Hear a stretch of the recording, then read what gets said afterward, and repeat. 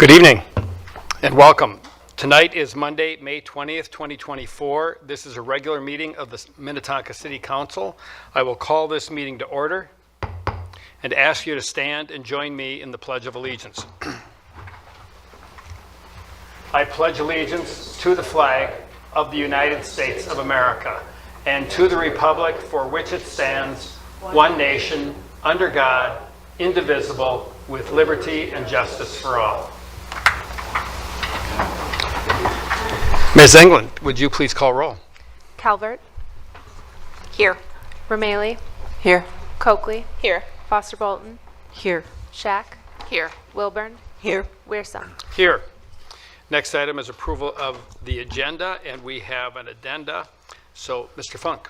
Thank you. Good evening, Mayor and Council. I have 4 items for your consideration on tonight's addenda. The first is related to item 10C, which is Woodhaven at Minnetonka. Staff received an additional comment from Hennepin County after the distribution of the packet and staff report last week. So you do see a comment from Hennepin County, and that is addressed in the addenda. The second item is related to 10E, which is the 2024 Community Survey and Merit Program. The summary of the findings, or the executive summary, is now attached in your packet. So we did receive the executive summary after the packet was posted from last week. So there is that, I think it's about a 12-page document that summarizes the community survey results. The third item for your consideration is related to item 12A, which is an ordinance authorizing and regulation of the conduct of lawful gambling, repealing and replacing Section 605 of the Minnetonka City Code. Staff received an additional comment from a local business after the publication of the staff report and the resolution. So that is included also in the addenda. And last is related to item 13A, which is a temporary on-sale liquor license for Unmapped Brewing. Staff received a comment after the publication of the staff report, and that too is included in the addenda. So those are the 4 items for your consideration. I turn it back to you, Mayor and Council. Thank you. All right. Thank you, Mr. Funk. Council, is there a motion? Councilmember Calvert. Thank you, Mayor. I make the motion to approve the agenda as amended. Councilmember Romali. I'll second. All right. We've got a motion by Councilmember Calvert and a second by Councilmember Romali. Please call roll. Calvert. Yes. Romali. Yes. Coakley. Yes. Foster Bolton. Yes. Shack. Yes. Wilburn. Yes. Weirson. Yes, motion carries. Next item is approval of minutes, and we have none of those tonight. So that brings us to special matters, and we have 2. The first is a report from the Excelsior Lions Club. So I invite a representative from the Lions Club to come and please introduce yourself and let us know what you have to say. Good evening. Good evening, Mr. Mayor and council members. I am Jim Flatham. I'm the Community Liaison Officer for the Excelsior Lions Club. And I'd just like to give you a brief club overview and talk a little bit about the Lions organization and what we're doing.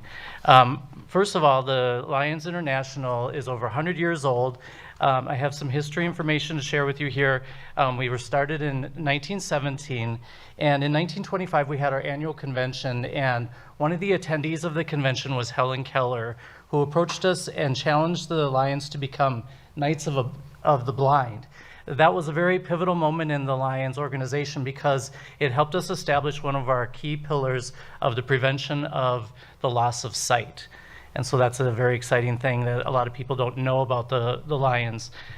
There is some other important key information here, one of which is that the Lions International Foundation was put in place in 1968, and that's a global foundation which brings to the world the philanthropies that we bring down here to our local level. And so there is some compelling information to share there with you. We have large-scale humanitarian projects. It relies on donations just as we do on the local level. But there's also $1 billion in grants awarded to date. So we are one of the largest philanthropic organizations in place. I mentioned that we have our core 5 causes that we support. They are prevention of diabetes. As I mentioned, Helen Keller helped us become Knights of the Blind. And so we have the prevention of the loss of eyesight. We have hunger initiatives. We have environmental initiatives. And we also have the prevention of childhood cancer. Locally, the Excelsior Lions Club has the vision statement, and that is simply "We serve." We are here to support our community and to raise funds for the community and to provide service hours for those in need. And we have our 5 pillars that we focus on, but we also have the ability to do other things in the community. We recently established our vision statement and our mission statement to more clearly define what we do, but at the end of the day, we serve, and we are here to serve for those in need. Specific to the Excelsior Lions Club, our club has grown exponentially in the past 6 years. 6 years ago, we were on the verge of extinction. We only had 2 members, and we're pleased to say that we've grown, and now we have over 65 members. We are the largest and fastest growing Lions Club in our district and in the state of Minnesota. And we attribute that to our passion, our networking, and our future growth of providing service and programs for those in need in the West Metro. We are currently in the process of developing our philanthropic vision to help identify our future goals and spreading our plans and initiatives into the surrounding communities. Having this clear understanding will help us identify causes and continue to do the work that we're doing. For various fundraisers and initiatives that we've had so far, we do have our annual Classic Golf Tournament, which is our largest fundraiser. Last year, we raised $35,000 at that event alone. We've initiated a meat raffle in Excelsior. We've initiated a Lego pub crawl, which helps to raise money in support of children's cancer research, but also has people donate Legos that are donated to the University of Minnesota Children's Cancer Research Hospital and the Masonic Home Cancer Hospital for the kids to be able to play with those while they're going through their treatment. So that's very important and dear to ours. We actually went to one of our district pub crawls and saw their model and were able to replicate it for the past 2 years in Excelsior, and we intend to do that annually as we go forward. Monthly, we support the Mount Calvary Community Meal Program. That's open to residents anywhere from the West Metro. We also collect eyeglass donations, and that goes back to the Helen Keller request that we be Knights of the Blind. So we've collected over 2,300 pairs of glasses that we're putting back out into the community for those in need that don't have the ability to get their eyeglasses through other means. Further to that, we have the funding to support food and hunger initiatives. We support We Can in the West Metro, the ICA Food Shelf. We've donated money for a community park that is on the border of Excelsior and Minnetonka in an area that's high density rental property where there is not a lot of play space for children. So we've identified the need to have a safe place for them to play in a park that's being built, and we've supported that in the community. I listed on the next slide for your review just some of the ways that we've distributed over $51,000. And I've covered I've covered some of the things that we do, but here's a comprehensive list of the things that we've done with our money to support programs in the local community. So I'd like to share that with you. And then the reason that I'm here with you today is because we learned recently that the Minnetonka Lions Club has closed. And we would like to extend our support into your community. We want to increase our visibility by networking with other groups, charitable organizations, and community leaders to help in our success and connect with those in need.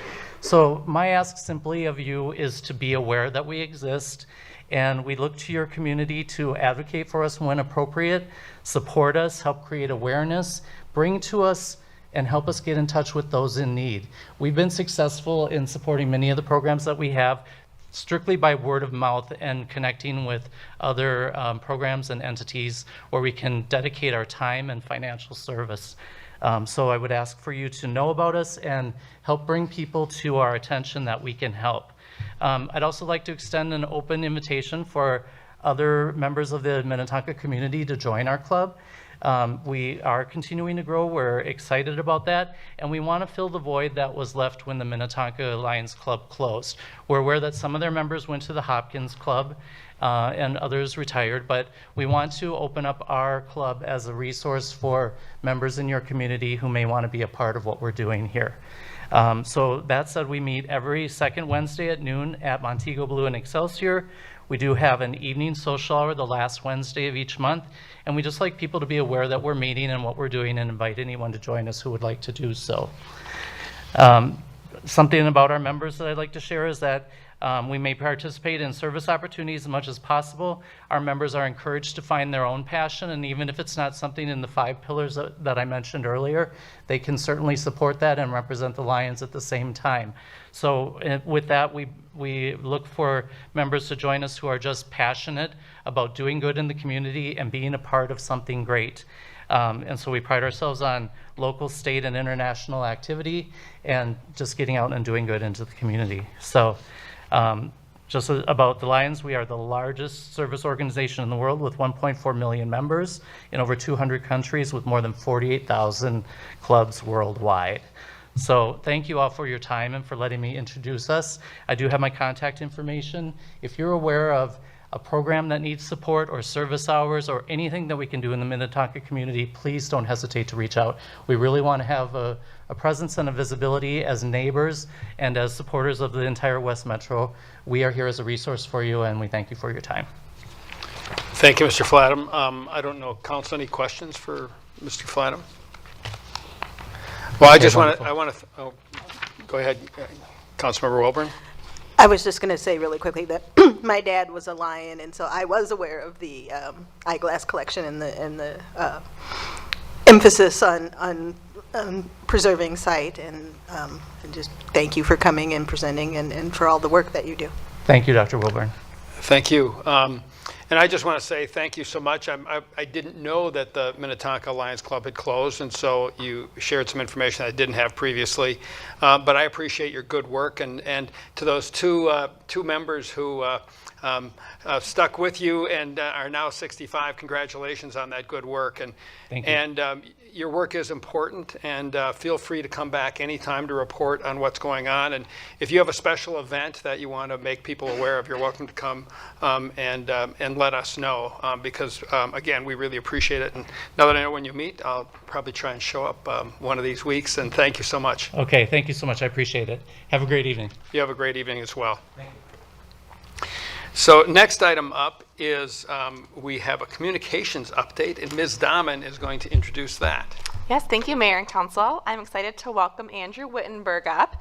Andrew serves as our Communications and Marketing Manager. Andrew oversees this really small but mighty team who is tasked with all the internal and external city communications. Some notable items include the monthly Minnetonka memo. They do the Thrive newsletter with community development, the city website, and all our social media channels. So Andrew will be sharing more with the council on the behind-the-scenes work. All the things they're tracking, analytics they look at. It's quite astonishing. We've seen it at leadership level, and it's really cool. So he'll be sharing that with you tonight, so you can get a little bit more insight onto what kind of goes on behind the scenes. So with that, I'll turn it over to Andrew. Ms. Dahman, thank you. Mayor, Council, thanks for having me. I get to come and visit with you every once in a while.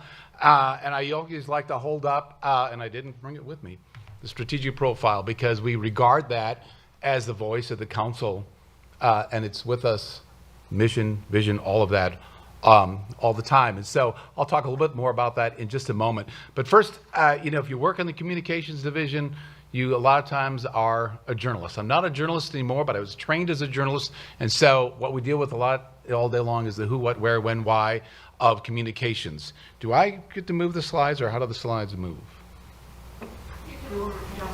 Down where? There? Right, pull it out. Oh, goodness gracious. I'm the communications manager. I should know that. For our purposes tonight, I really just want to focus on the who, what, and the how of what we do here. Here's a map of the city of Minnetonka, and I think you've seen this information a lot. Population of the city, more than 54,000, 24,395 households. That comes right off of what the Met Council and the Census Bureau and other information they deal with. But we're also considered a regional destination. So you probably have seen the data and the studies that have been done that show that Minnetonka has 2.3 million visitors on a monthly basis that are coming into the community. So when you look at it from that audience perspective of who are we talking to, well, we have about 29,000 households, businesses that receive the Minnetonka Memo or other publications that we distribute on a monthly or quarterly basis. We have about 39, almost 40,000 subscribers to our email system. They have signed up to get messages from the city. And then our social media channels and networks, those accounts, we probably have about 25,000 followers, subscribers, people who are following messages of this. And you met with Mr. Leatherman last week or the week before. We talked to you about community survey. And I think that this slide also kind of gets at the essence of what we think is the Minnetonka brand. We recall he said that Minnetonka has that hometown neighborhood feel to it. The community grew up through village centers, and to a lot of people, it still very much feels like their hometown, their neighborhood. But we're also a regional destination, and we're called upon to be a regional leader, and we're thought of very much in that way. And that didn't just happen yesterday. I mean, Ridgedale has been around for more than 50 years. Opus has been home to headquarter companies for probably 30 to 40 years. So I think both things are true about the community, and we see that in the communications we do too. It has very much a neighborhood feel to it, but it also has that regional perspective that people expect from us as a community. So what do we do in terms of communications? Well, we have a website, and so the website really would be considered that place where all the information is gathered. There's probably more than 700 pages there, and I'm not a farm kid, but one of the things we talked about is sometimes you have to sweep the barn a little bit. It can become very, very laden with a lot of pages. The documents are there. Council meeting minutes going back years are all accessible there, but in terms of pages you go to for information, they need to be refreshed and refined, and I'll show you how we're doing that in a moment. Print publications, probably very familiar. That Mr. Leatherman told you last week that so many people know the Minnetonka Memo by its name. They don't call it the city newsletter. They know what it's called. I haven't been to a lot of organizations that have a brand recall like that, and to have something that people know that way is a huge benefit to the city. I'd say probably one of the biggest ways for us to get people to take an action is to have them receive an email or text message from the city. Well, more on that about in a minute. That's maybe not my favorite picture of a winter storm warning, but we also do furnish alerts to the city, to the people in our community and surrounding. It more than likely has to do with some sort of civil or a public safety emergency, and it can be in the moment, and it can be also done by Hennepin County Emergency Management in addition to the city. Probably one of the biggest growth areas, and I think this has maybe doubled in my 3 years here, the social media channels that we now feed. We got 2 more Facebook pages recently, an Instagram account. The city now total has 12 social media accounts that we manage. We're telling more stories through video. That picture there is of Ridgedale Commons during the Lights Festival, I think right around the holiday season. They say now that more than 80% of the internet traffic is driven by video. That's streaming services, but that's also your kids, my kids watching YouTube videos, watching how to do things. And so we even do that here at the city, how to plant a tree, how to take part in a program, but we also use that for the entertainment value of how people might follow information from the city. And then I'd say there's that other category, signage, partners. I think one of the things we're concerned about, and it goes back to what you put in the strategic profile, to be an inclusive community, we want to be concerned with how are people accessing the messages, are they actually getting the messages, and more on that in just a moment as well. So let's look at the website more closely. On the left, you'll see a public works page. That page is going to be changed the next week or so. You'll see there's more text there. It's less visual. You look at the next one, recreation facilities, amenities. This is some of the work we're doing to make our website more mobile friendly, more accessible. So if you're out and about and you're consuming our website on a digital device, easier to do it by clicking a button than having to scroll around and open up an accordion. The next page sort of reflects that as well. Is information presented in a mobile format that's big, accessible, and usable in that way? When people are using our website, we expect that they're scanning. They're not reading a lot. They're looking for keywords, bulleted items, and each click should take you closer to the solution or to the destination that you're trying to find. If they're not happening that way, that's a problem. We actually do some quality control scraping of our website so we can see what pages maybe don't work so well. What are the most popular pages? What are the least used pages? How can we improve that experience? We can see what people are searching for. Maybe we can help them improve upon that search. And then it's important that storytelling, we really do find, is a more inclusive way, a way that cuts across even language and cultural barriers. So sometimes if we can sell information about the city in a fashion of a story, it helps us connect better with people. Minnetonka Matters is the community engagement website. It sometimes sits within our basic website, but the community surveys show that people really do know it now. I think 68% or 58%, they had some familiarity with Minnetonka Matters. The slide that you see before you goes back to January of 23. So if you look at the very left side of it, that's when the council was considering whether to purchase the marsh. And we went out and asked people, do you have an opinion about that? And you can see we were upwards of 6,000 in terms of activity. We had a bit of a blip higher in the fall last year. That's right around the citywide open house where a lot of our departments and divisions are asking for feedback. You as a council are asking for community feedback, and you'll see in recent weeks here that number or that line has gone up again because we are actually out there again soliciting feedback. And we, you aim this tool to be something that helps guide your decision making. If you notice, the very bottom, that blue line, those are contributors. The very top line, it's a really dark blue line. Those are people who have severely visited the site. And so I think one of the things we're trying to do is not only raise awareness of city initiatives and programs, but get more feedback that can be shared.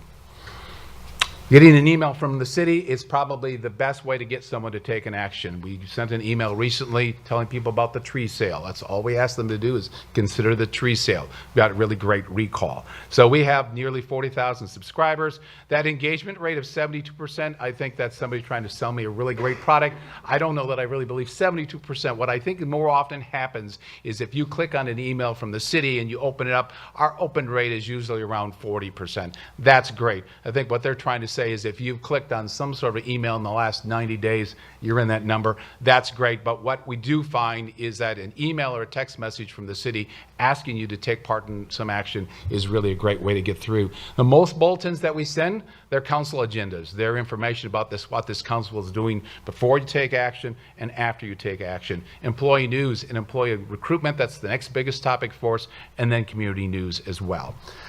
City of Minnetonka social media. So a lot of squiggly lines here. I'm just going to call your attention to what's new here, and that is the yellow line, LinkedIn. And I wouldn't be the only city communications manager saying this. This is happening locally and all over the country. LinkedIn is now regarded as a positive, engaging platform. People feel like they can go there and get meaningful information and learn about what's happening in people's lives and their careers. And so the city does this as well.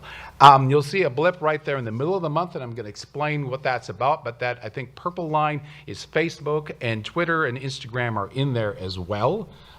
We try to be the most engaging. We try to have interesting, entertaining comment.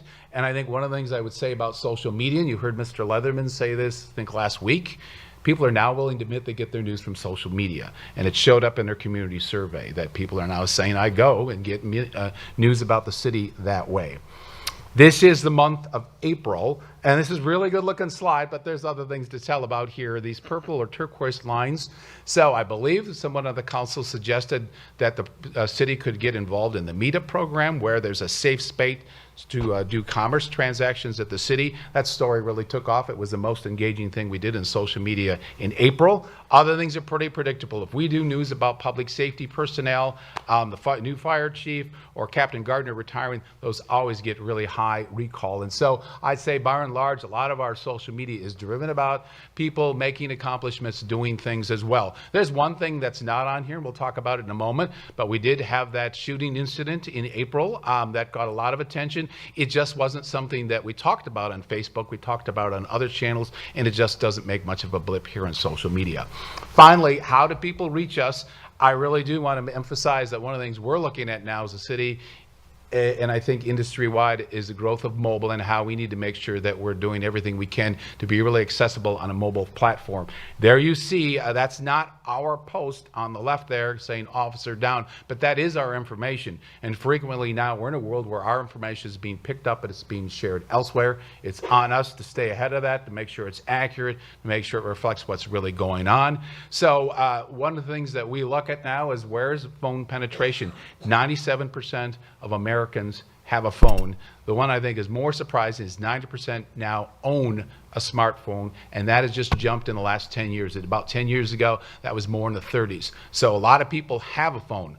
15% though are smartphone-only users. This is their only computer, the only way they can reach us, and probably the biggest barrier to reaching us sometimes is they don't have good broadband connectivity at home. So we try to look for other ways that how can we reach you. We have trusted messengers. I would say if it's a housing matter, a rental matter, we now know that we can talk to housing managers, multi-housing managers, and we can get information not just about housing resources in the community, but about events going on in the community. What are messengers and partners in the community that we can reach and make sure that they share our information as well, and we can try and break through. Finally, that's the strategic profile. And I just point out a couple of phrases that this was something that you formed as a council, I believe around 2020, and I know you're working on a new one right now. Inclusive community committed to excellence, quality, dependable public services, beautiful, sustainable, healthy environment, and provide affordable activities, it says, but it should be affordable activities. That's my spelling error, apparently. This is the June memo that will be coming out next week, and I just want to point out one of the things we do is when you set a course for us, you develop themes, we try and pick up those themes and run with them as a message. So, on the cover, we're doing really a salute to summer, and the very first thing we want to say about it is the city provides a lot of free and affordable activities, because that's a value and that's a message, a strategy that I think you wanted reflected in city communications.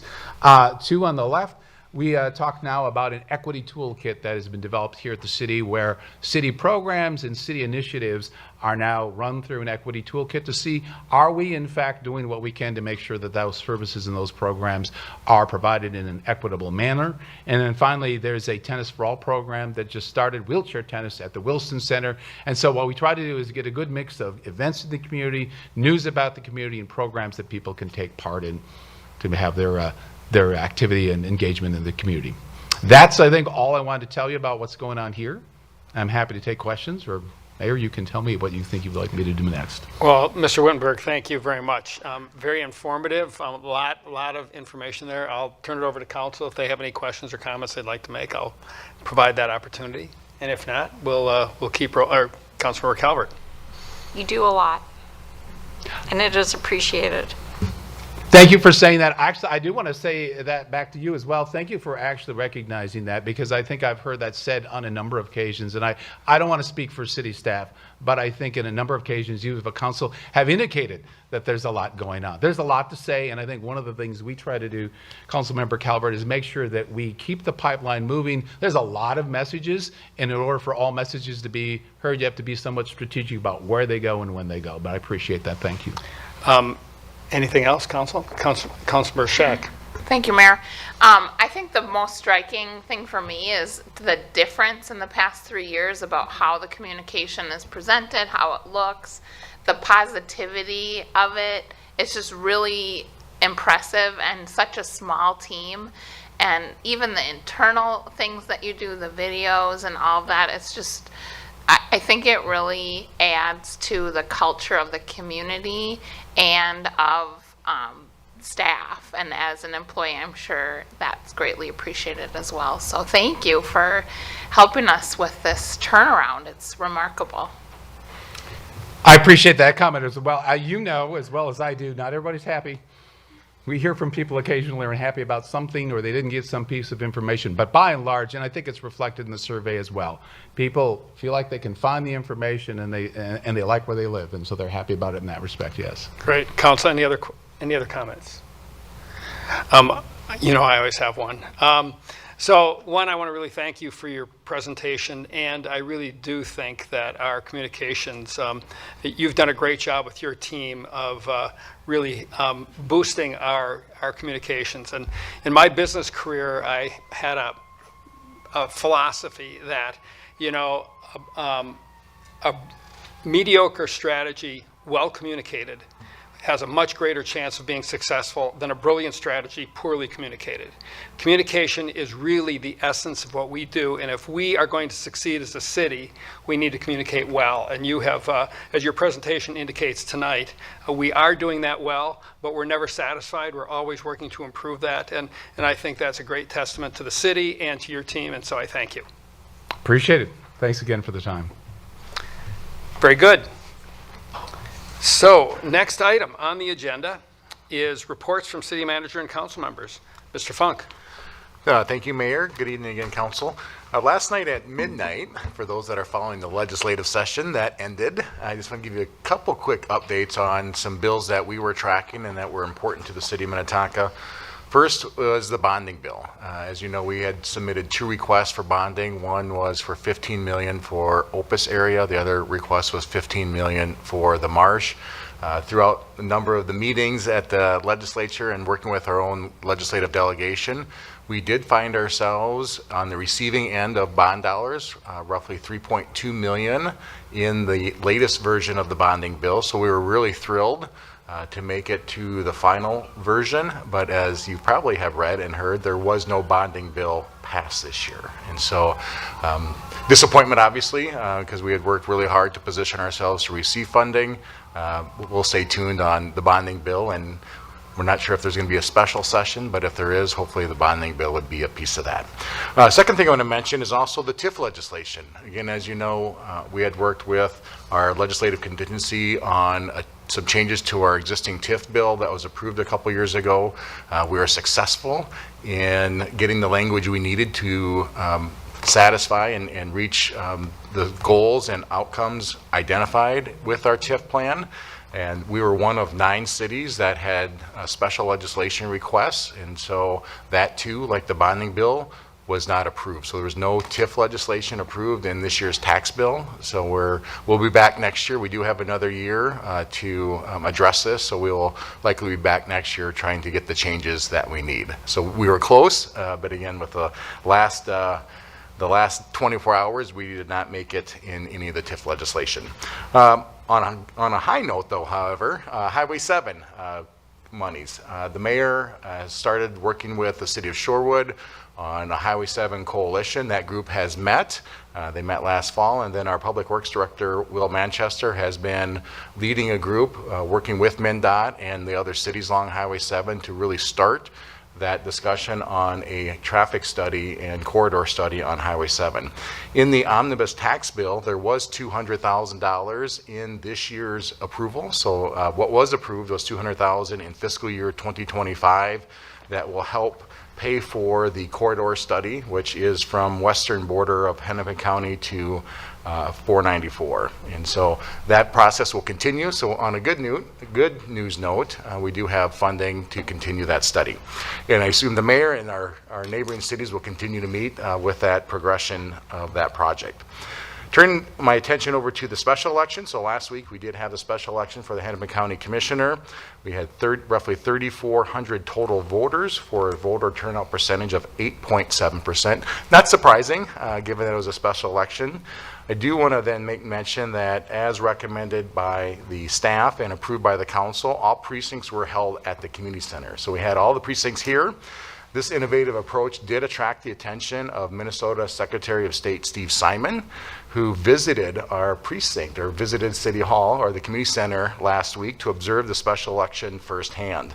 He praised staff for their creativity and our effective execution. And as all of us know, Minnetonka Elections has a reputation of excellence, and this team's efforts continue to raise the bar. So I really appreciate all the efforts of Becky Kuzman, our city clerk, and all of our election staff for another successful election. And we have 3 more to go. Each year, the city hosts 2 special drop-off events where Minnetonka residents can dispose of their appliances, tires, and other large household items. That is coming up. The first one will be Saturday, June 1st, and the other one will be Saturday, September 7th.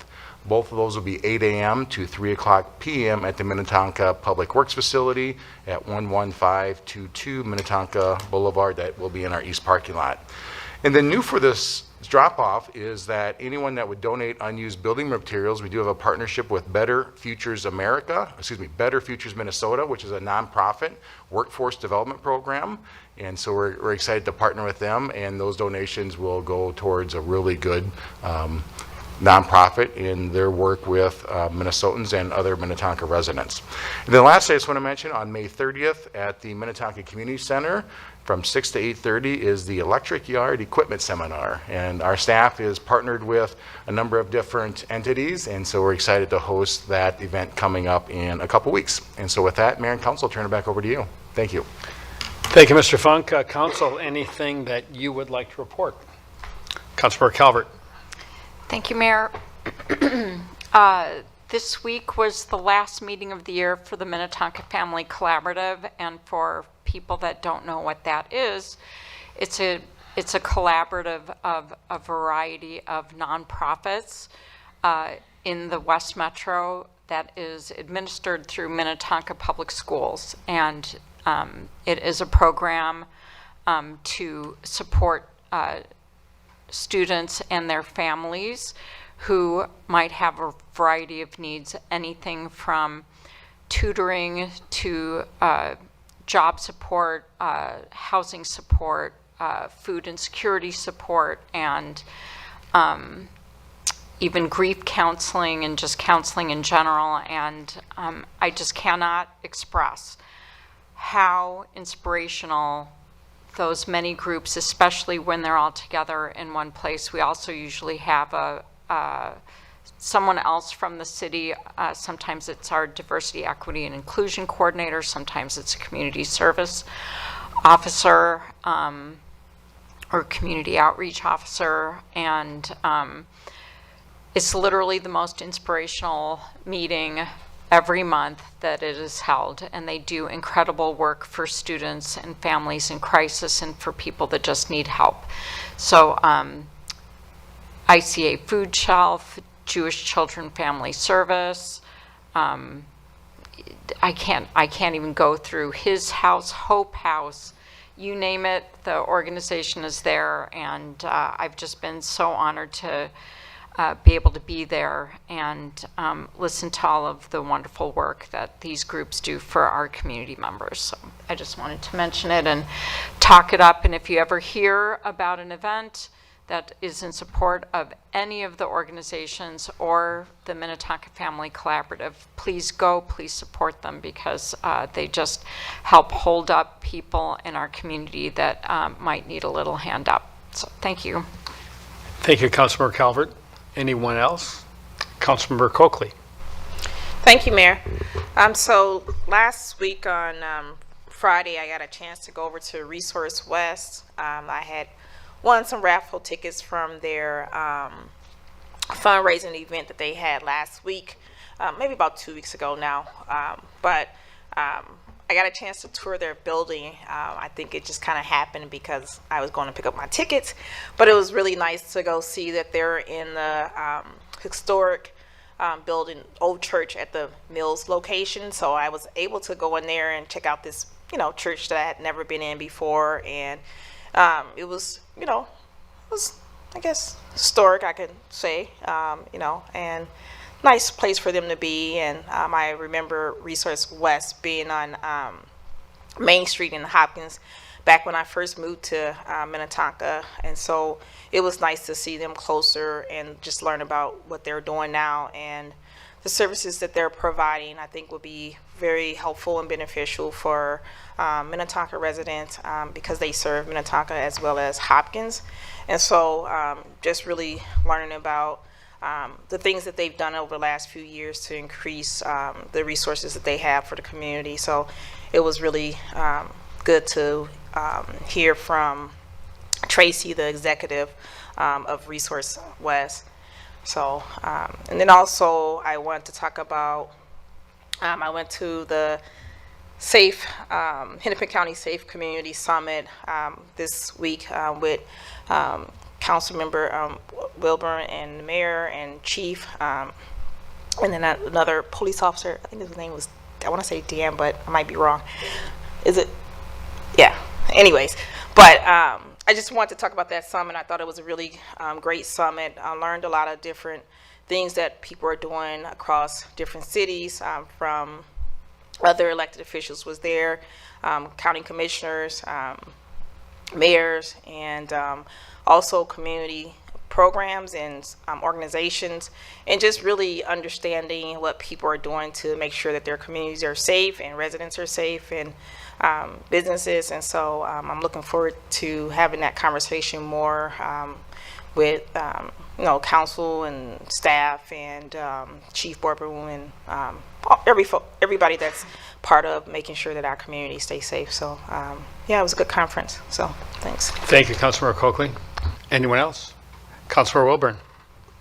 Just really quickly, Councilmember Coakley said a lot of what I was going to say about the Community Safety Summit that we attended.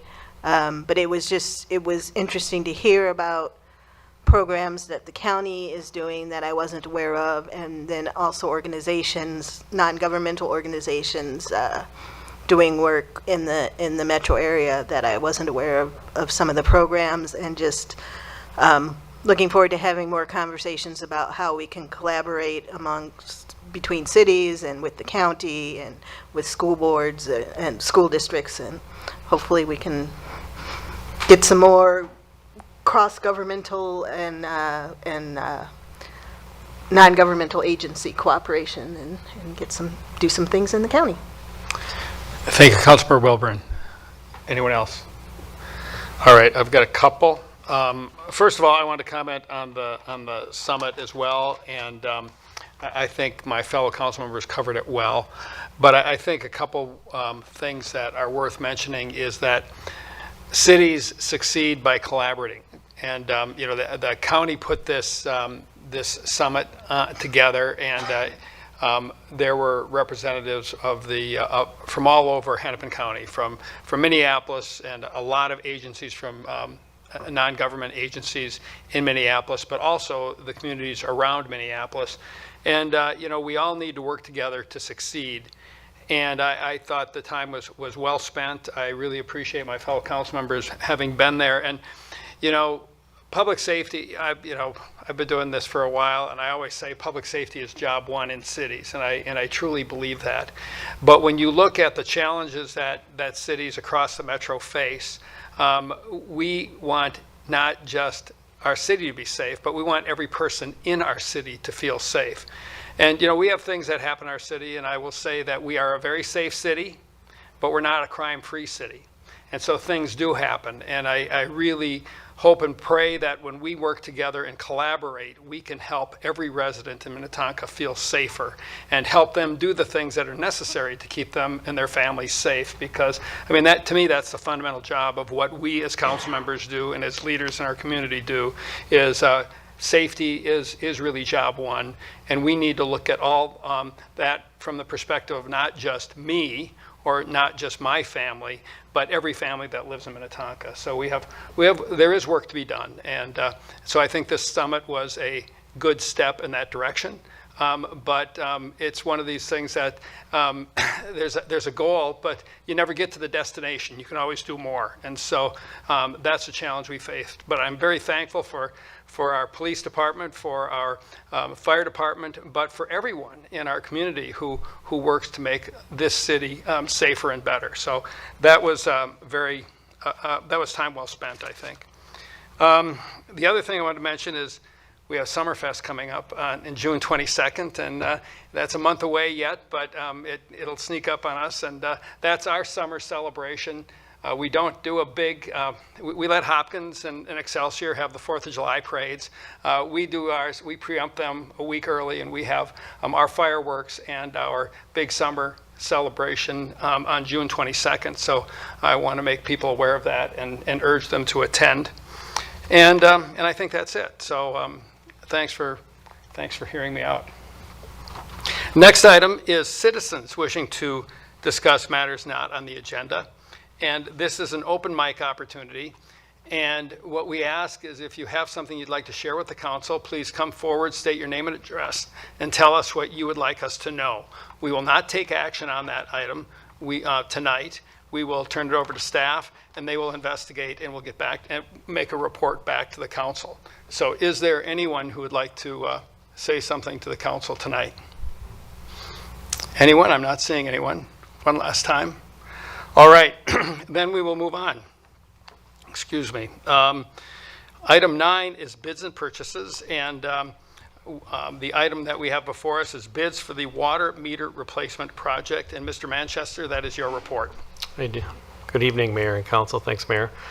Before you tonight are the bids for the water meter replacement project. It's proposed to replace all the existing water meters throughout the city. And here tonight is Mike Kuno. He's our Deputy Public Works Director and Utility Manager who's leading this project. The existing meters were installed in the mid-2000s. At that time, they were advanced technology. At the time, we were able to drive the city and read the meters, which was a nice technology improvement versus going house to house and actually reading the numbers off of each individual house. So the proposed system now is certainly more advanced. It's a fixed network. It eliminates the need for personnel to go drive the area. It allows these systems transmit data every 4 to 6 hours, and so we're able to get readings directly back. It also allows users to set up an automated system at their home and collect data themselves, so they can look at water conservation and they can detect leaks in a matter of hours versus currently in a matter of weeks or months. The recommended supplier would be responsible to coordinate, certainly with oversight from city staff, customer notification, scheduling, removal of existing meters, installation of equipment, as well as training that's needed. At the time of each installation, we would look at sump pumps to make sure there's no I&I connected to the sanitary sewer, as well as look for type of material in existing piping systems, such as lead inventory at the same time. Total project includes installing approximately 17,000 meters. So there's quite a bit of work there. The bids were received for the project on April 30th, 2024. We did receive 4 bids. We looked at the cost of the installation as well as the 20-year life cycle. Certainly there's a lot of costs with that as well, so we made sure to take the low bid on that. The selected bidder, Ferguson Enterprises, has completed projects similar in the area, so we're very familiar with them. If the council supports the action tonight, the first installation would be expected to begin in the fall of 2024. At this time, we would look at hopefully having everything complete by 2028, certainly sooner if possible. So we would look at it as we get started. You know, some of that, the reason is when we put these meters in originally in the mid-2000s, early 2000s, we had phased the system at that time, and so we would look at phasing it again just to make sure to get the most out of the life of each of the meters.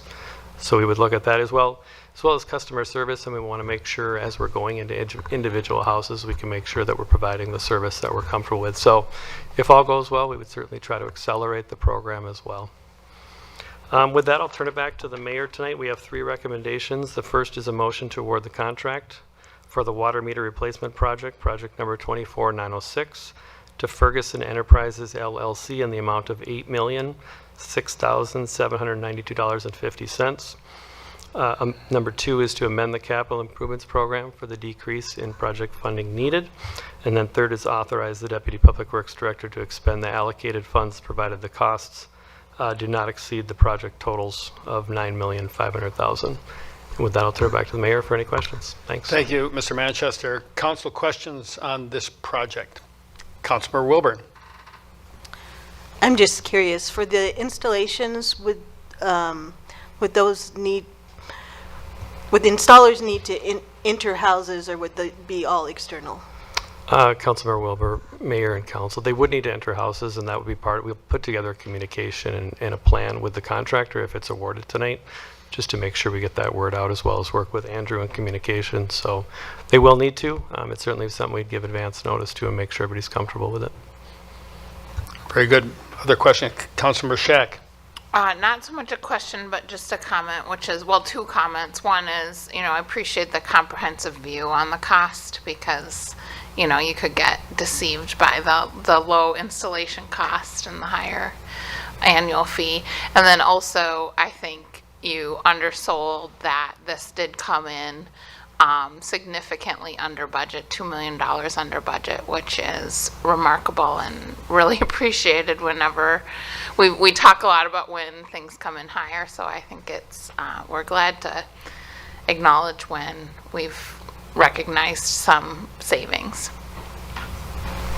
Anything else? Councilmember O'Malley. Thank you, Mayor. I'm excited about this. I think this is going to be a great system and an upgrade. I think it really ties in with some of our climate action and adaptation planning goals. That we can do real-time, individual households can do real-time monitoring for leaks and also our usage.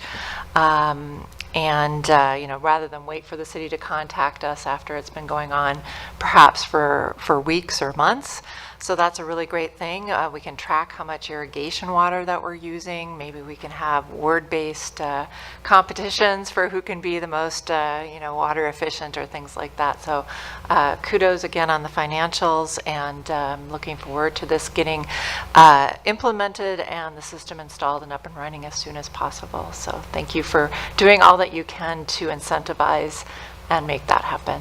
Thank you. Councilmember Calvert? Just that everyone stole my line, so thank you for saying everything. I won't repeat it. So it's all really good stuff. I do have one question. And that is, this is more of a digital or electronic system. So if there's like an electricity interruption, what are the backup plans? How does that work? Councilmember Calvert, Mayor and Council, they're set up similar. Like right now, it'd be acting the same. They're on batteries and different backup systems, and so if there is a power outage, it works through cellular.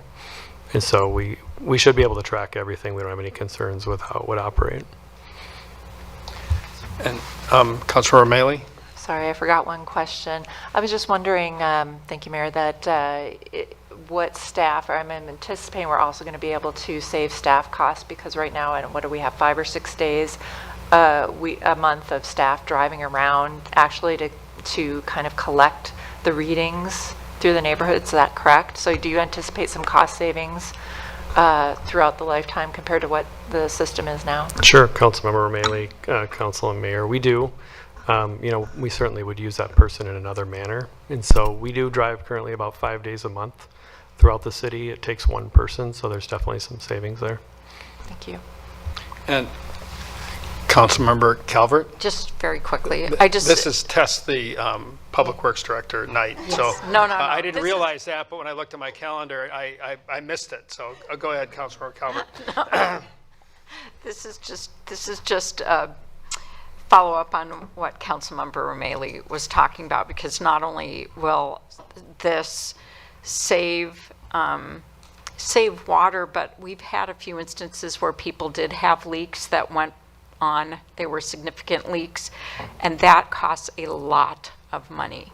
And it costs, some resident a lot of money, and it's terrible for the environment. So this is very exciting, because it will enable us to help homeowners nip leaks in the bud and help us nip leaks in the bud. And it's just such a good kind of win-win financially and environmentally. So I just wanted to point out the cost savings there as well. Thank you, Councilmember Calvert. Anyone else? In keeping with testing the Public Works Director, I told Mr. Funk today that I was wearing my Ebenezer Scrooge hat, and I quizzed him on, do we need to do this now? Could we kick the can down the road? And he explained to me that the can had already been kicked down the road numerous times, and so that was good to know. But then he had some information on the failures of the existing system and why it's so necessary. And if you could just comment on that a little bit about where we stand as a city in terms of, we've got this system. I mean, I remember when it was put in, so it's the new technology to me. But just dating myself, my hair was a different color then too. So, but if you could just comment on why it's so important to do it now because of the status of our current system. Sure, absolutely, Mayor, and I don't mind that you test me. I'm glad to answer. There's currently a number of meters are starting to fail. I mean, we don't have as many as other cities that we've seen, so I think we're around 1,000 plus or minus. We get to a point where the meters don't read, and so that would continue, as the life increases, kind of like we're phasing it in. This would be the first year when they installed everything last time, it was a 4-year cycle. We would, continue to see over the next 4 years more meters start to fail. And so we don't want to get to a point where we can't read the usage. And so there's definitely a lot of water conservation, other things that go with it. So if we don't start now, we could certainly get much worse if we kicked it down the road. Great, thank you for that. So I'm going to assume there are no more questions or comments. Would someone like to make a motion on this? Councilmember Wilburn. I move that we award the contract for the water meter replacement project number 24906 to Ferguson Enterprises LLC in the amount of, okay, what's it? $8,006,792.50, and that we, 50 cents.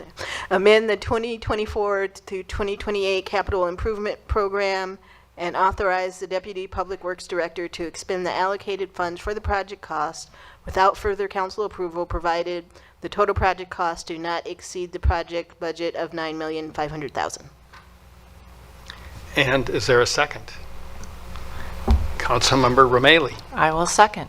All right, we've got a motion by Councilmember Wilburn and a second by Councilmember Romelli.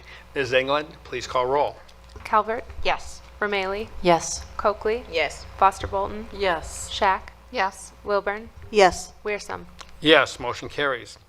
Item 10 is the consent agenda, and these are typically routine items that rather than voting on them individually, I will read them into the record, and then we will vote on them all at one time. However, if a council member or someone in the audience would like to pull an item for further consideration, please indicate by raising your hand. We will pull that item, and then we will vote on the remaining items, and then we will go back to the item or items that have been pulled for further consideration. So, item 10A is a 12-month extension of land use approvals for Greystar multi-household residential development at 10702 Red Circle Drive, formerly 10701 Bren Road East.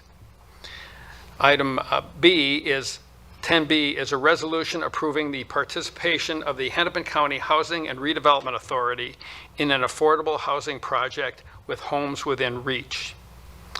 Item 10C is final plat of Woodhaven at Minnetonka, a 5-lot subdivision at 2424 and 2440 Plymouth Road. Item 10D is a resolution declaring the official intent to reimburse certain expenditures from the proceeds of bonds to be issued. And item 10E is the 2024 Community Survey and Organizational Merit. So would anyone like to pull any of those, or Councilmember Calvert? I'd like to pull 10A, please. All right. Thank you. 10A has been pulled. Is there any other? I just didn't want to, I was going to pull something, but now I decided not to. But I did want to make a quick comment. comment? Okay, Yeah. go Basically, for it. I was going to pull 10B, but then I decided not to. I feel like talking to Mike, I got my questions mainly answered, and then I'll do a little farther reading on some things, and it's no big deal. Very good. Thanks. So, Councilor Olburn. Can I just make another quick comment on 10B? All right. I'll allow quick comments All tonight. right, thanks. Just Councilmember Coakley and others have expressed some reservations about land use programs, and I've had conversations and looked at some other programs, and so at some time I think it would be nice if we could look at the program that we're participating in and see if there are some potential changes that could possibly be made to make it All right. better, but that's it, but yeah. Okay, so staff can make a note of that and see if there's an appropriate way to tackle that. All right, so we've got, we will vote on the items that have not been pulled, and so that is items 10, B, C, D, and E. Is there a motion? Councilor Shack. Thank you, Mayor. I move approval of consent agenda items 10A, or excuse me, 10B, C, D, and E. And is there a second? I'll second. All right, we've got a motion by Councilmember Shack and a second by Councilmember Calvert. Ms. England, please call roll. Calvert, Yes. Romelli, Yes. Coakley, Yes. Foster Bolton, Yes. Shack, Yes. Wilburn, Yes. Wearsum. Yes, motion carries.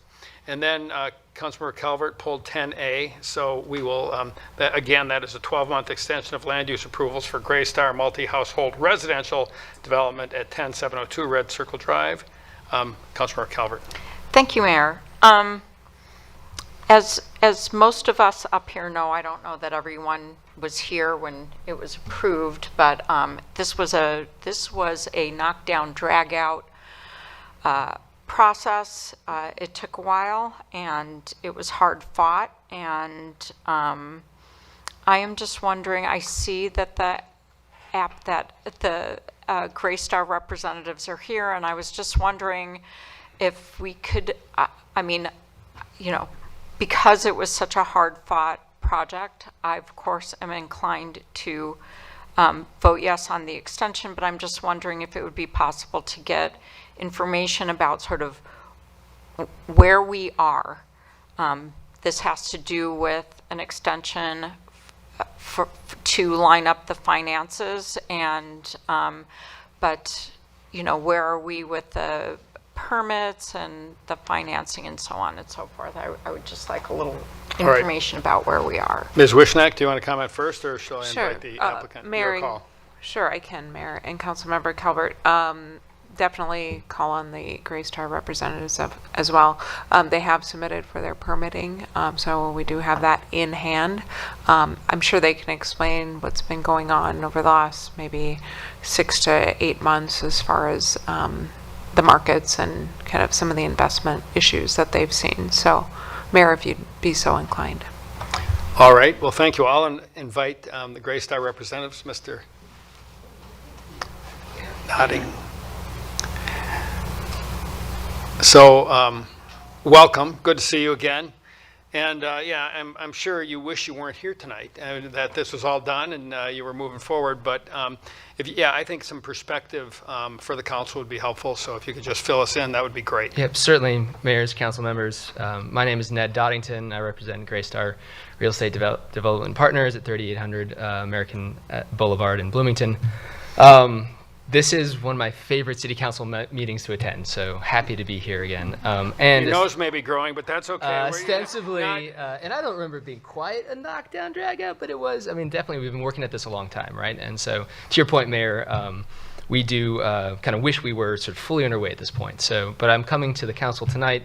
Happy to give a quick update with ostensibly good news that, as Julie Wishnak mentioned, we have submitted the permit process with our SDP and our first sort of foundation permit.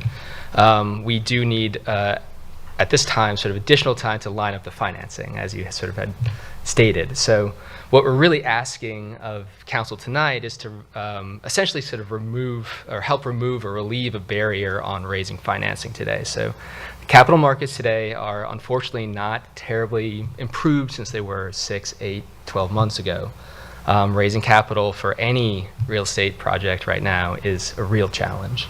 And so the time frame of starting construction in 2024 has become a challenge, a barrier, a point of conversation with our capital sources. So while we're going through the process and working with the city to start construction as soon as possible, there is a potential for it to push into 2025. So having that 2024 clock on our time frame right now is limiting our ability to really effectively finance.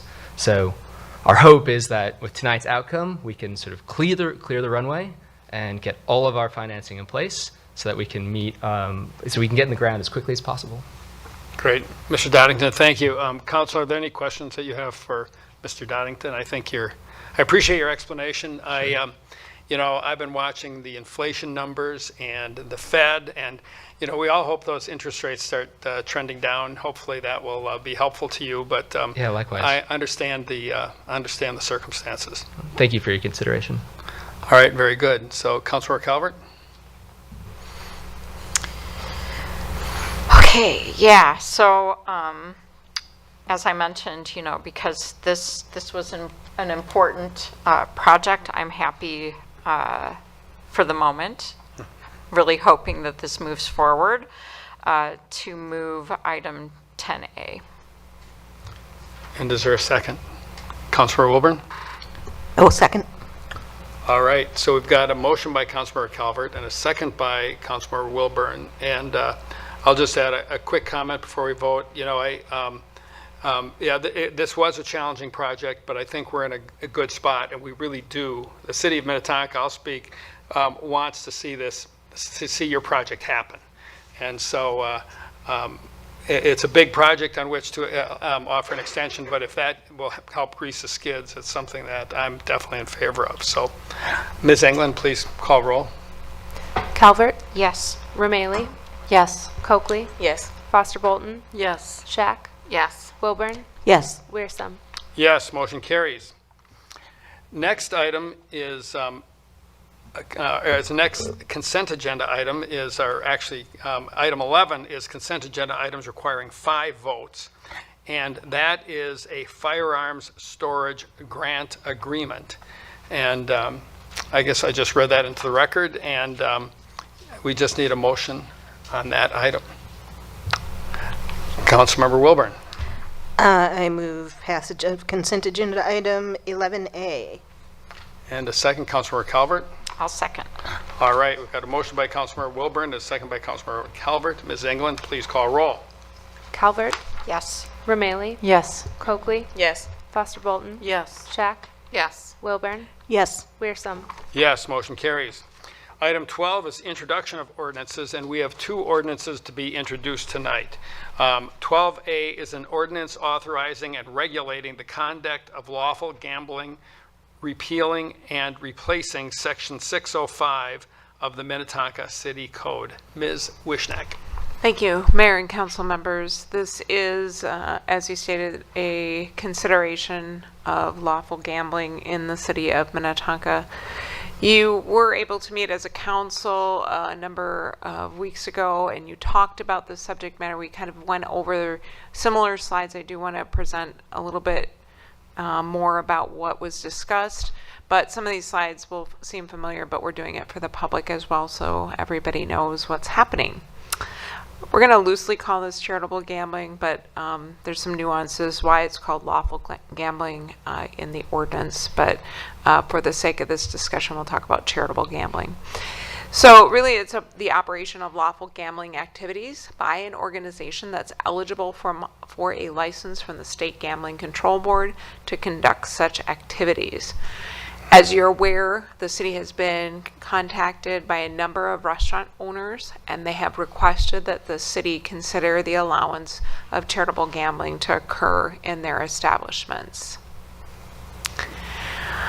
There are a number of state laws relating to charitable or lawful gambling, and I don't want to repeat what they all say because it's probably hundreds of pages. And if you saw any of the links in the packet, you'll see all of the regulations that go along with it. I actually preferred what I saw in the newspaper not that long ago. On the right side here, there's a picture of someone destroying I think it's a gambling machine, and they actually told the whole story of not just charitable gambling, but gambling in Minnesota, and it gave all of the backstory. So if you want to read that, it was in the May 9th Star Tribune article. So it was very helpful to understand the context of gambling here in the state. So really, the question becomes who can conduct charitable gambling. It's really this idea of a licensed nonprofit organizations, particularly fraternal or veterans or religious or other nonprofits. They can apply for this license if it's been in existence for at least 3 years and they have at least 15 active members. Probably like the organization you saw a presentation for. They would, if they had 3 years of history, they could apply for a license. There's actually a location requirement as well. In addition to licensing, the organizations are required to obtain premises permits from the director of the board for each location where gambling is to be conducted. This picture on the bottom is just an example of sometimes they can be in separate kiosks, if you will. Sometimes you'll see them behind a bar kind of area. It just depends on how the setup is in that individual establishment. A lot of people don't understand why it can't occur in Minnetonka. It actually can occur. Charitable gambling can occur, and we've issued lots of permits for various organizations over the last 10 years. But it really is hinged on that liquor license issue. So if you have a liquor license in the city, gambling cannot be part of the license premises. So the ordinance that deals with that is the subdivision 9 of the liquor license ordinance. So you can see where that specifically is located. So then it becomes, how does it work? How does charitable gambling work at the city level? And it really requires the city to change its liquor ordinance and also expand its charitable gambling section of their ordinance. And the state law allows cities to do a few things. It allows them to approve a premises permit. It allows them to provide some guidance about how to get some of the money back to the city if you choose to do that. It allows you to tax for administrative expenses, etc. And then it allows you to discuss what kinds of gambling regulations that you would want. And they can be more stringent than the state's requirements. This is my convoluted chart that tries to explain this. And so I want to make sure that people kind of understand, really it's that the people who are playing these games or participating in the charitable gambling itself, I call those people participants. And they're visiting a host location, i.e. bar, restaurant, etc. That host location has an agreement, and that agreement is with the charitable organization. There's lots of parameters, and this is just a note reminding that there are state rules about how those agreements between the host location and the charitable organization work. Again, the city's not involved in any of that. That's all state side of the equation. That's this side. The city does get involved, though, when we say we could get up to 10% of the net profit. So you don't have to do that. That is just an option in the proposed ordinance. We have it drafted that way because that's what we discussed at the study session. Just on the other side of the flip side of this chart, it should be noted that when you have a charitable organization, you do this kind of charitable gambling, there is a requirement that there's a minimum of 30% of the gross profits that go to charitable recipients. And there was a list of lots of different activities they can do as a charitable organization. Again, watch those words, gross, net. There's lots of different rules and regulations about how that works. Again, on this left side, you can see that there's the state is controlling how this works. They have requirements and regulations about how it works. They license, they monitor, and then they tax. So just off to the left, if you don't know how they're taxed, there's net receipts, and then the rates are commensurate with certain areas of, or at least ranges of receipts. So hopefully that makes a little bit of sense about how this works. I think it's still very confusing and lots of questions I'm sure that you have. So I want to jump into the trade area, and I kind of flipped these slides around a little bit from how I laid it out in the staff report, but I thought it was important to define the trade area first before we talk about some of the other aspects of the code. So this is where the organization spends their money. This is the draft ordinance defines trade area as adjacent cities. That's required. Again, Hopkins, Edina, St. Louis Park, etc. are all considered adjacent cities. And then school district geography. And to explain this, it's anybody has a school district within Minnetonka. It has a presence within Minnetonka, i.e. Wayzata, Minnetonka School District, Hopkins School District. Again, you can't just say one or the other because you miss. So if you say, let's say, pick St. Louis Park. St. Louis Park isn't represented in some of those school districts. So you have to kind of, in your head, pick apart the geography of the school district and understand why we called out the school district separately and added them to the adjacent city requirement. So if you understand all of that, then the next thing you talk about is what is required to be spent. The draft ordinance, it says 70% of the gross profits must be spent in the trade area. An example of this would be, I'll pick on Hopkins. Let's say we have Hopkins Hockey. We've talked to those folks before. Hopkins Hockey wants to do charitable gambling in Minnetonka. They locate in a restaurant in Minnetonka. They raise money. They can now spend that money, 70% of it has to be spent somewhere in the Hopkins School District, in Hopkins, in Minnetonka, or anywhere else in the adjoining jurisdictions. So hopefully that makes sense. The school districts really open that up in terms of where you can spend that money. But what we tried to do is put in some kind of spending requirement that trade area is picking up. You can move this 70% to any number you want. It can be, we've seen everything from 30 to 70%. I haven't seen anything higher than 70%. So that's just some of our research. That's trade area. That's about spending money for the organization. The actual organization itself, the way it's defined in the ordinance, requires that they hold meetings in the defined trade area. So somewhere in those last slide where those areas are, or a third of the organization's members actually reside in the trade area. So you have to meet one or the other. And then this 10% lawful fund contribution that would be provided. So the draft ordinance includes up to 10% of the net gambling profits, and then you would have to spend it for those lawful purposes and compliant with state law. The decision on this, the best way I could think of how to draft this is that you would do that work during your annual budgeting. So you receive receipts, you see the receipts from the previous year, and then during your annual budgeting, then you decide where those receipts are spent. If you have a balance at the end of the year, you're required to show that balance to the state of Minnesota. You're required to report on what you did with money, if you spent any of it, etc. There's lots of paperwork that goes with the use of the funds. And then finally, we talked about local tax. The cities or counties, whatever the case may be, in this case cities, may levy a tax up to 3% for the organizations. And now we're back to gross gambling receipts. So again, we're kind of back and forth. As long as we're using those revenues for gambling regulation, we talked about this during the study session. We thought we might need to experience it a little bit to try to tell you an educated guess about how many hours this may or may not take.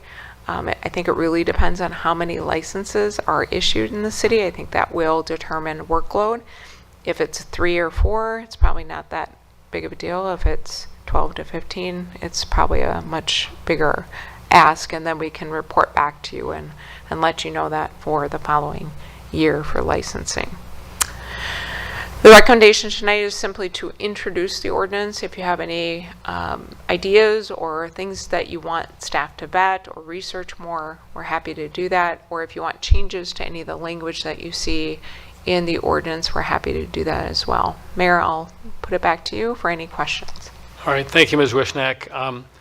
Council, any questions? Councilmember Shack. Thank you, Mayor. One of the things when we talked about this in the study session, I was kind of lukewarm on the city taking the 10% because it felt like it was kind of heavily restricted and might just be more work than it's worth. And I'm still neutral on it. In reading the staff report, it does look like we have a little bit of flexibility for how we spend the money. So my questions are twofold. Does staff feel like it's worth it? And then the second is, it looks really specific as to how you have to set it up. You know, it says the check written directly to the vendor.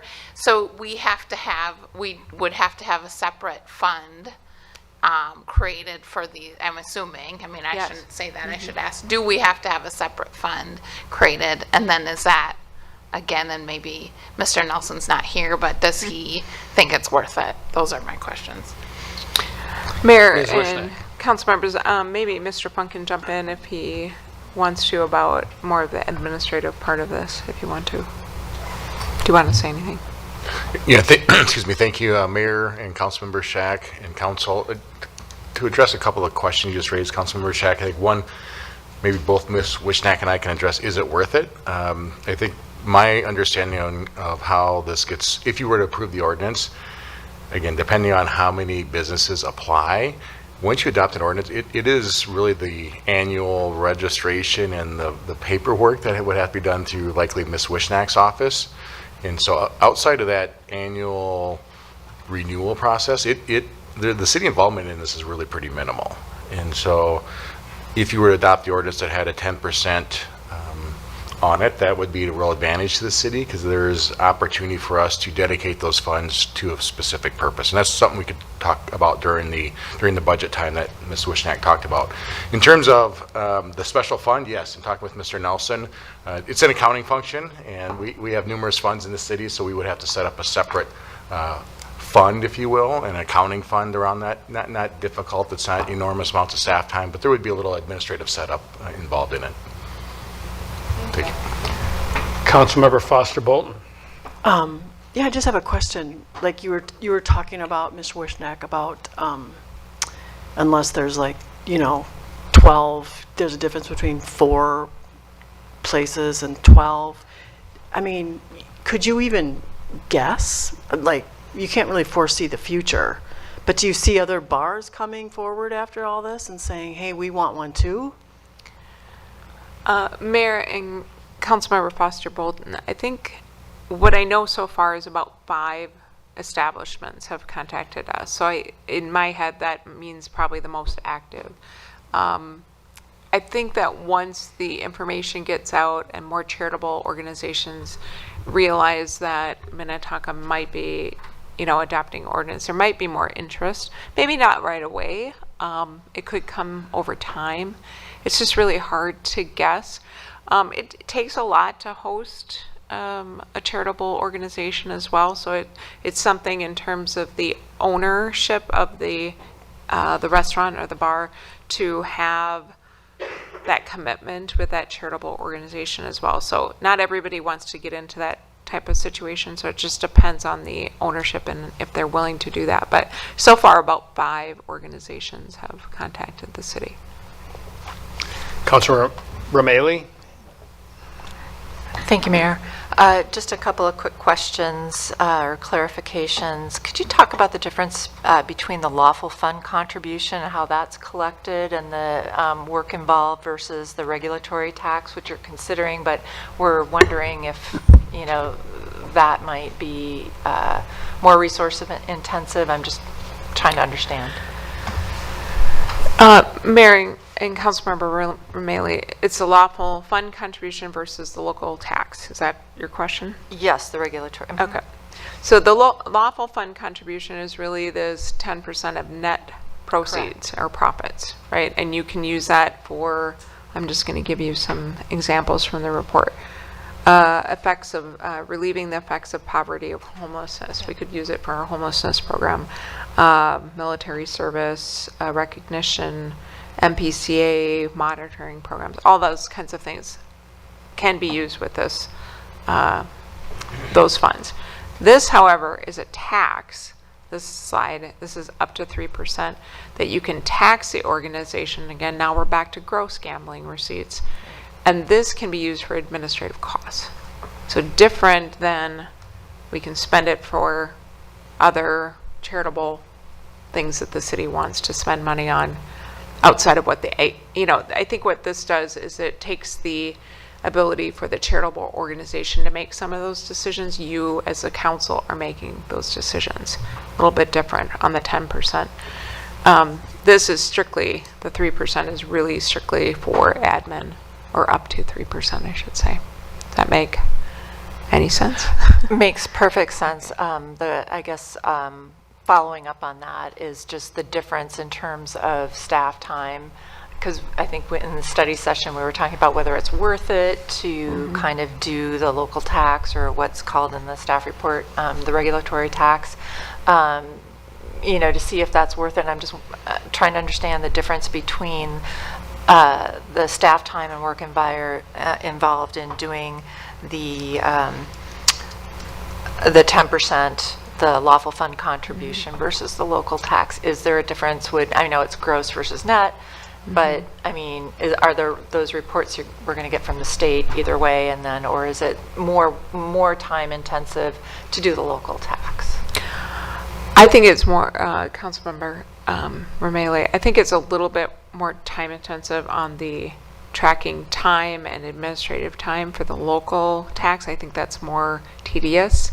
I've been looking at some of the reports that cities provide for that, as opposed to this, where you could have just thinking of like the homelessness program that we already have. If you already have established programs that you put money toward and now you're using this as a potential new funding source, that makes it really easy, and it's part of your budgeting process which doesn't, it's just another section in your budget that you need to consider.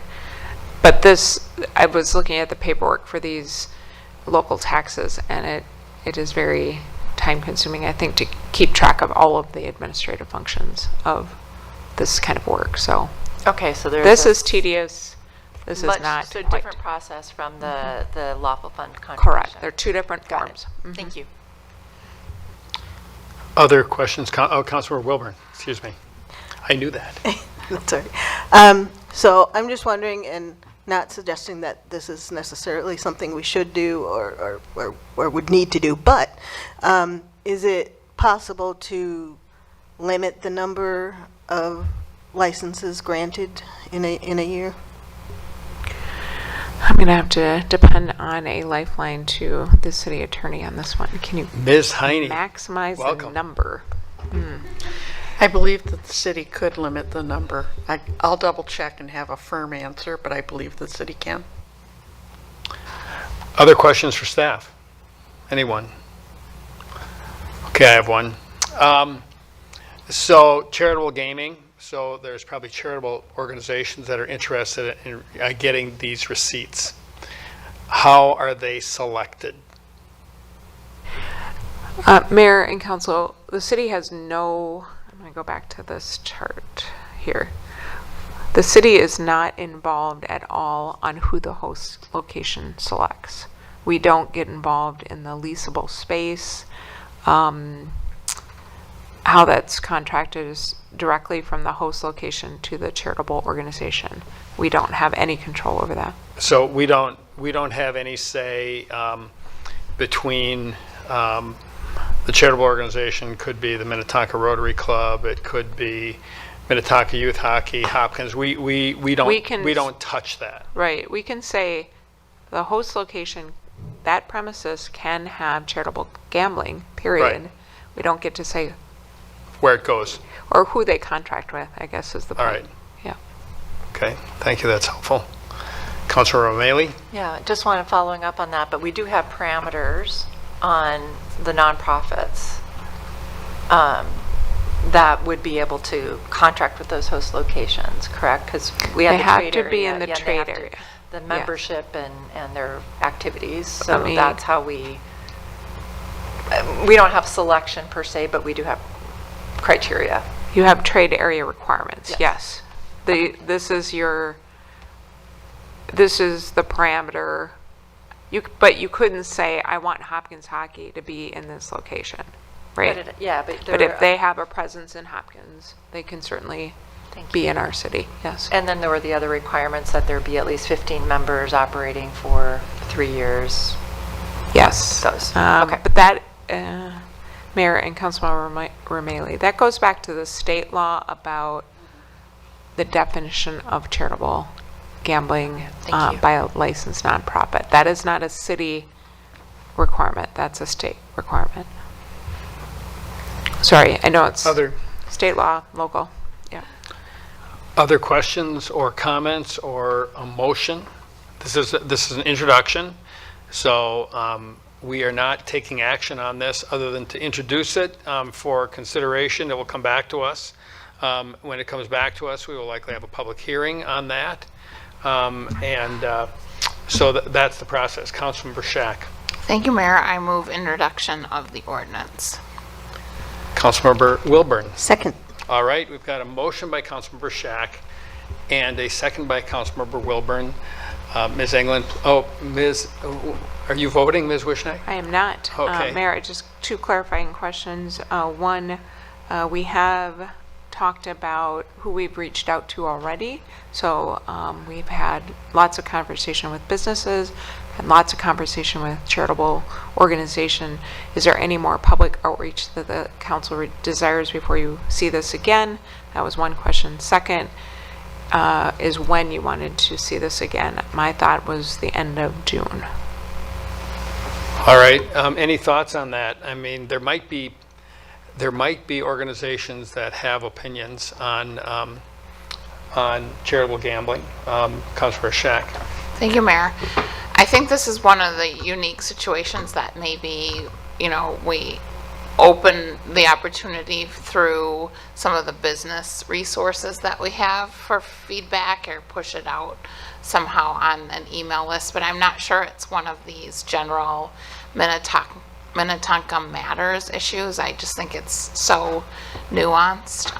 People who are paying attention probably will provide feedback one way or another, but I think your average person might get bogged down in the weeds. We've spent a lot of time listening about it, and it's still a little bit confusing, and so I can only imagine that not uninformed, but somebody with less information might not have quite the insight for feedback. Other comments, anyone? So, Mayor, it would be to ask the public about their thoughts on the proposed ordinance. Right, but I also think that there are organizations that should be involved. I mean, we're talking about charitable gaming in places that serve alcohol. So I think maybe like Alcoholics Anonymous might be interested in commenting. I think Gamblers Anonymous might be interested in commenting. I think if we want to give this full consideration, that we should look at, we're going to hear from the charitable organizations that are interested in the receipts. We should also hear from the organizations that have concerns about broadening the availability of addictive processes, for lack of a better term. So again, that doesn't mean they have to come, but I think they should be made aware of it. Then, Mayor, then I'm thinking perhaps I know Councilmember Shack, no Minnetonka Matters maybe, because it's hard to know. I mean, you're going to find people on every side of this issue, right? Support or deny. So it's kind of like, what do you want to hear? What aspects of it? Do you want to hear that about whether or not people support charitable gambling or not? Or are you looking for input on the aspects of the code? And I think that's the difference, and then that would determine the format of what I would. Well, yeah, I just think, this is new for Minnetonka, and I think that we want to have people who have an interest on, both the opportunities and the impacts, to create an opportunity for them to weigh in. I mean, this is our ordinance is specific, and we've got that in front of us. But I also think that there is a philosophical argument that I think is relevant as we consider this. So I would, and maybe it's the faith community who has to deal with a lot of the social ills associated with some of the things that we're talking about here. So they may have an opinion, they may not be interested, but at least we should reach out to them and give them that opportunity and say there's going to be a public hearing on such and such a date to discuss this. If you have an opinion, come and share your thoughts. Okay. Then if the council's in agreement with getting a broader input, then I'm going to go with the Minnetonka Matters format. We would send it by email to our subscribers. Then you would be able to share it with whoever you believe is appropriate as well. Because I don't want to pick and choose. I don't want to do good that. answer. I agree with that. So I would just put it out there and then let people know what meeting date is going to happen. We'll choose a date that maybe can, have a broader conversation about this. So maybe not the end of June at this point. Maybe in July. Yep. If that's okay. We're not waiting with bated breath. You tell us when it makes sense based on what we've asked. We'll go through the scheduling and see what's out there for public comment right now, and then we'll decide a date and we'll get back to you. Appreciate that conversation. All right. Thank you. So we've got a motion by Councilmember Shack and a second by Councilmember Wilburn. Is that correct? All right. Ms. England, please call roll.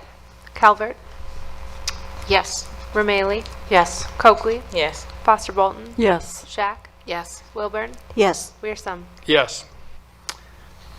Motion carries.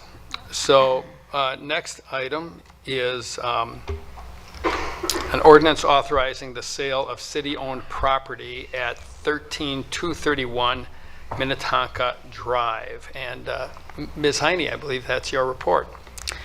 Mayor and members of the council, this is an old housekeeping item related to real estate.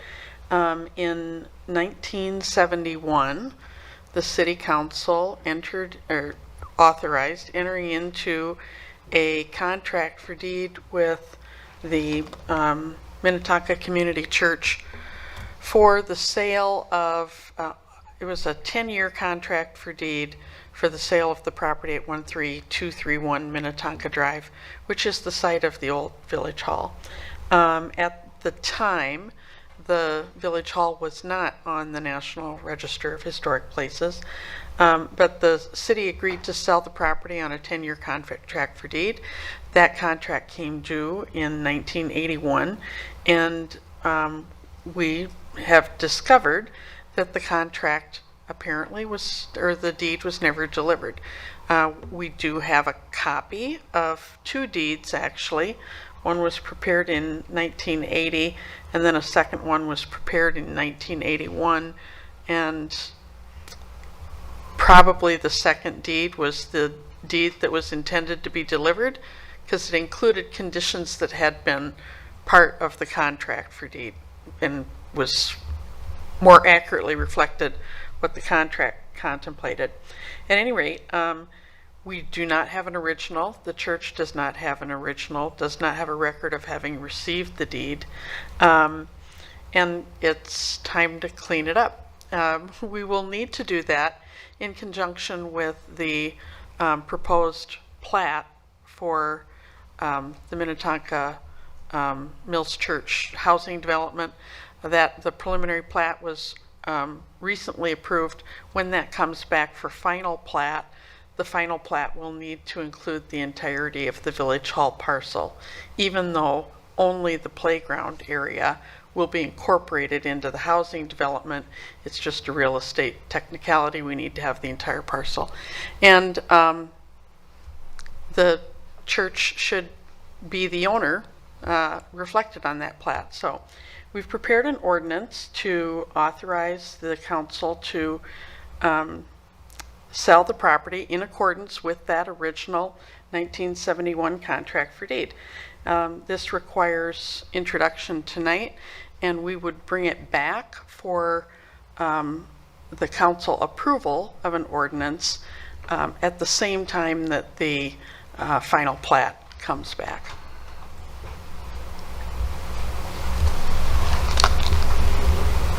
Thank you, Ms. Heine. Council, any questions on this old housekeeping matter? If not, is there a motion? Councilor Wilburn. I move introduction of an ordinance authorizing the sale of city-owned property at 13231 Minnetonka Drive. Is there a second? Councilmember Calvert. A second. All right. We have a motion by Councilmember Wilburn and a second by Councilmember Calvert. Ms. Englund, please call roll. Calvert, Yes. Romaili, Yes. Coakley, Yes. Foster Bolton, Yes. Shack, Yes. Wilburn, Yes. Weersum. Yes, motion carries. Next item is public hearings, and we have 3 of those tonight. The first, 13A, is a temporary on-sale liquor license for Unmapped Brewing LLC at 14625 Excelsior Boulevard. Ms. Wishneck. Thank you. Just a short report. This is an annual request from Unmapped Brewing. They do have 2 events that they would like approval about for their anniversary party in June 15th and 16th. And then on October 12th, they have their Flannel Roots Festival and Beer Festival. Music and beer, I should say. And in the past, we've talked to them about security, we talked to them about parking. There's lots of different agreements that they have set up for additional parking in the area. I believe if you add all of it up, it's over 350 spaces that they have kind of under control in terms of the dates that they are thinking about. We did get a letter from the neighbor just to the south about some music that had occurred outside of the event time frame, and she just wanted us to reiterate the requirements for the outside music are basically confined to these events. They're not to occur at other times. So that is the requirement on the conditional use permit, so that condition still stands. And of course, if there's any issue with that, we would hope there would be a call to the city specifically to make sure we're aware of that. So with that, Mayor, I'll turn it back to you if you have any questions. All right. Council, any questions on this item? All right, then this is a public hearing. I will open the public hearing and ask if there's anyone in the audience who would like to come forward on to comment on the temporary on-sale liquor licenses for Unmapped Brewing. Is there anyone? I'm not seeing anyone that I would recognize that would want to speak, so I will close the public hearing and ask for a motion. Councilmember Coakley. I approve the motion to for the temporary on-sale liquor license at Unmapped Brewing Company. And second, Councilmember. I have a second. I'm sorry. I just want to make sure, as per the letter, there was somebody out playing the guitar, and I feel like it needs to be clear that even that can't happen. Correct. Is that correct? Okay, I'll second it. Sorry. All right, thank you, Councilmember Foster Bolton. So we have a motion by Councilmember Coakley and a second by Councilmember Foster Bolton. Ms. Eglin, please call roll. Calvert, Yes. Romalee, Yes. Coakley, Yes. Foster Bolton, Yes. Shack, Yes. Wilburn, Yes. Wearsome. Yes, motion carries. Item 13B is a temporary on-sale liquor license for the Rotary Club of Minnetonka Foundation at 14600 Minnetonka Boulevard. And I see, well, let's see, and any questions on, or excuse me, I'm jumping way ahead. That's Looking all at the right. watch, pardon No me. problem. There's, Ms. Wishnack, would you like to make a report? I do, but I want to finish up on the last one. Well, when we send out the temporary license for those events, we'll also make sure we put that in writing again and remind them of the parameters, so thank you. With this one, Thank you. Mayor, as you know, it's perfunctory a little bit because they come to us every year for the Rotary Club of Minnetonka Foundation, and they do provide the service for alcohol at the Summerfest celebration. And someone asked today about just making sure youth don't have access to alcohol even at our own celebration. So if you're not aware, the city actually has a card reader, licensed card reader, and then we provide that to nonprofits to make sure that they have that equipment available to them to ensure that people are not underage or that they have fake identification or something like that. So it really does a good job and a quick job of preventing some of that reading visually from a card or a license. And so, you know, there have not been any problems in the past. We haven't had any issues with the alcohol served at the event. With that, Mayor, we do recommend granting the license. Thank you. Thank you, Ms. Wishnack. Pardon my jumping ahead. Council, any questions for staff on this item? So this is a public hearing, so I will open the public hearing. And I do see an applicant here who may want to say a few words to us, so I will invite that individual forward, and please state your name and address. No, well, there may be yet. It's still early. Mayor Wearsome and council members, my name is Chris Rosenlund, 8672 Meadowvale Drive, Eden Prairie, and I'm here representing the Minnetonka Rotary Foundation in support of our temporary liquor license application to serve beverages at the Minnetonka Summerfest on June 22nd. If you're not aware, the Minnetonka Rotary Club is the club for building responsible youth and the club that's more fun than you want it to be. And we've had the great pleasure to provide beverage services for Summerfest the last few years. And it's important that you know that 100% of the net proceeds from the sale of beverages at Summerfest go directly back to this community in the form of service grants and scholarships. And some recent recipients include Resource West, ICA's Food Shelf, Can Do Canines, YMCA Camp Christmas Tree, scholarships at Hopkins and Minnetonka High Schools, and for adult options, Beds for Kids, and then a small portion of those funds also go to support clean water projects in Nicaragua and Guatemala as part of our Rotary International Foundation work. And then for those of you that are interested in learning more about these projects and what the Minnetonka Rotary Club is all about, we invite you to join us at an upcoming meeting. And I know, Mayor Wearsome, you attended recently, and Councilperson Shack, you are also a member of our club, so I appreciate that and your participation. But we meet Wednesday mornings, 7:15 at the Marsh. And you don't need a reservation, you just show up. And we'd love to have you there. And we'd give you the opportunity to learn more about us. And if you can't make it there, please go online to minnetonkarotary.org. And I appreciate your consideration of our application. And I'd be happy to answer any questions you have about the comment regarding checking of licenses and making sure there's no one underage, and also the observation of people that in the attempt to make sure that they're not overserved and those kind of things. Thank you very much, Mr. Rosenlund. Very great to have you here. Thank you. Council, any questions or comments? All right. Well, thank you. We will see you at Summerfest. Yeah, my pleasure. And thank you for your service. All right. Let's see. I will close. Is there anyone else who would like to comment? No. I will close the public hearing. And a motion, Councilor Calvert, or a comment. Thank you, Mayor. Yes, I was also at that wonderful event, so very inviting. And you always do good work, and it's great to have you at Minnetonka Summer Festival, so I enthusiastically move to grant the temporary on-sale liquor license for the Rotary Club of Minnetonka Foundation. And a second, Councilmember Shack. Thank you, Mayor. I'll make the second. All right, a motion by Councilmember Calvert and a second by Councilmember Shack. Ms. England, please call roll. Calvert.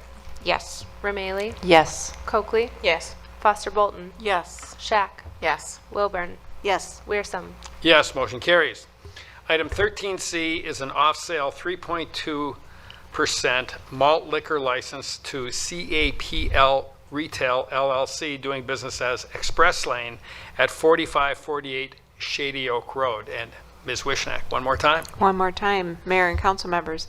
A little bit different process. On a 3-2 license, one hearing is required, so there will not be an introduction and a layover. This is a one-time public hearing in front of you. Nonetheless, we follow the same procedure. We let people know in the neighborhood. We post a sign at the property, etc., so everybody has an opportunity to weigh in on the liquor license. Again, it's for a 3-2 license at the gas station right on the corner of Shady Oak and Excelsior. So we have had the background information provided to us. The police department has conducted their investigation. We do not find any reason to not grant the license. So with that, Mayor, it's a recommended action for approval. Thank you. Very good. Council, quickly, any questions from staff? Otherwise, I will open the public hearing. And if there is anyone who would like to comment on this, they're welcome to do so, but are not required to. And if you do want to comment, just come forward, state your name and address, and tell us what you have to say. And if there is no one who wants to come forward, I'll close the public hearing and ask for a motion. Councilmember Calvert. Thank you, Mayor. I make the motion to approve the off-sale 3.2% malt liquor license to CAPL Retail LLC at 4548 Shady Oak Road. And I second. Councilmember Rameli. I'll second. All right, we've got a motion by Councilmember Calvert and a second by Councilmember Rameli. Ms. England, please call roll. Calvert. Yes. Rameli. Yes. Coakley. Yes. Foster Bolton. Yes. Shack. Yes. Wilburn. Yes. Wearsome. Yes, motion carries. Item is approved. Item 14 is other business. We have none. Item 15 is appointments and reappointments. We have none. And item 16 is adjournment. Councilmember Wilburn. I move adjournment. Is there a second? Councilmember Calvert. Second. Okay, we've got a motion by Councilmember Wilburn, and a second by Councilmember Calvert. All in favor say aye. Aye. We are adjourned. But don't go away. We have an EDA meeting, and that's why Mr. Doddington has hung in there with us to the very bitter end. So I thought, well, he's not going to say this, but it was riveting, I'm sure, for him. So let's see, but I have to pull up my correct agenda. Here we go. So it is still Monday, May 20th, 2024, and I'm pleased to say that because we have had EDA meetings that have started the next day, but we are not doing that tonight. And so this is a meeting of the Economic Development Authority. I will call this meeting to order and ask Ms. England to call roll. Coakley. Here. Foster Bolton. Here. Shack. Here. Wilburn. Here. Calvert. Here. Romaili. Here. Wearsome. Here. Next item is approval of the agenda, and Ms. Wishnak, is that you? No changes. All right, is there a motion to approve, Commissioner Calvert? Thank you, Mr. President. I move approval of the EDA agenda. Is there a second? Commissioner Romaili? I'll second. All right, we've got a motion by Commissioner Calvert and a second by Commissioner Romaili. Ms. England, please call roll. Coakley. Yes. Foster Bolton. Yes. Shack. Yes. Wilburn. Yes. Calvert. Yes. Romaili. Yes. Wearsome. Yes, motion carries. Next item is approval of minutes. We have none. Our business item, item 5, is 5A, is the Greystar amended contract for private redevelopment. Is Ms. Wishnak? Yeah, it's just a different note than we had at the council meeting. So at the council's part of this, you were approving the land use extensions. This has to do with the actual contract for redevelopment. And so this is considered an amendment to the contract. So the contract was issued by the council, and now you're amending that contract. So that's really what it is. You have to do it by resolution. So that as the EDA, we recommend that you adopt that resolution. Very good. Commissioners, any questions for Ms. Wishnak? All right, seeing none, is there a motion on the amended contract for private development? Commissioner Calvert. Thank you, Mr. President. I make the motion to adopt the resolution on the amended contract for private redevelopment. And is there a second? Commissioner Shack. Thank you. I'll second. All right, we've got a motion by Commissioner Calvert and a second by Commissioner Shack. Ms. England, please call roll. Coakley. Yes. Foster Bolton. Yes. Shack. Yes. Wilburn. Yes. Calvert. Yes. Romaili. Yes. Wearsome. Yes, motion carries. Next item is adjournment. Is there a motion to adjourn? Commissioner Wilburn? I move adjournment. And is there a second? Commissioner Calvert? Thank you, Mr. President. I second. All right, we've got a motion. Okay, we've got a motion by Commissioner Wilburn and a second by Commissioner Calvert. All in favor say aye. Aye. We are adjourned.